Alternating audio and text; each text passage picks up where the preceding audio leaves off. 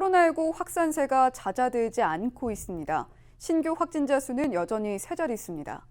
확진자는 신학교나 교회, 요양시설, 군 관련 사무실 등 곳곳에서 나오고 있고 감염 경로를 모르는 경우는 더 늘고 있습니다. 더 큰 걱정은 중증으로 이어질 가능성이 높은 65세 이상 확진자 수도 증가 추세라는 겁니다. 31일 오전에 있었던 서울시 브리핑 내용 들어보시죠. 8월 둘째 주 전체 확진자의 7.1%였던 감염 경로 불분명 사례는 8월 셋째 주 16.9%, 넷째 주는 31.4%로 대폭 늘었습니다. 65세 이상 확진자는 8월 셋째 주 22.8%, 넷째 주 22.6%입니다.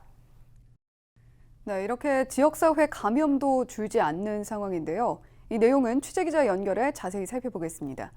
네, 손성희 기자, 주말에 발생한 신규 확진자 현황은 어떻습니까? 네, 먼저 양천과 은평 지역 누적 확진자 수부터 살펴보면요.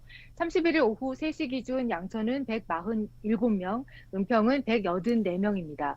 지난 토요일부터 31일 사이 양천과 은평에서 추가로 발생한 확진자 수는 모두 41명입니다. 네, 양천구에서는 일가족 5명이 한꺼번에 확진 판정을 받았다고요?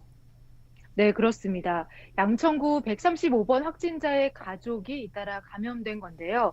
확진자 137번부터 140번까지 4명이 135번 확진자의 동거인으로 확인됐습니다. 135번 확진자는 동작구 신학교 관련 감염인 것으로 파악됐는데요. 신학교 관련 확진자는 최초 확진 후 확진자와 접촉한 가족 등이 잇따라 감염되면서 31일 오전 기준 30명으로 늘었습니다. 네, 마스크 착용에 대한 세부 지침도 나왔습니다. 마스크를 턱에 걸치는 이른바 턱스크를 하면 마스크 미착용으로 간주한다고요? 네, 그렇습니다. 서울에서는 지난 24일부터 실외 마스크 착용이 의무화됐는데요. 그동안 마스크 착용과 관련해서 현장에서 혼선이 많았습니다. 이런 혼선을 줄이기 위해서 마스크 의무 착용 대상자부터 의무 착용 장소, 마스크 착용 예외 기준 등을 세세하게 정리한 건데요. 몇 가지 내용을 보면요. 더워서 혹은 답답하다는 이유로 마스크를 약간 내려서 착용하는 이른바 턱스크인 경우에도 모두 마스크 미착용으로 간주하고 단속 대상이 됩니다.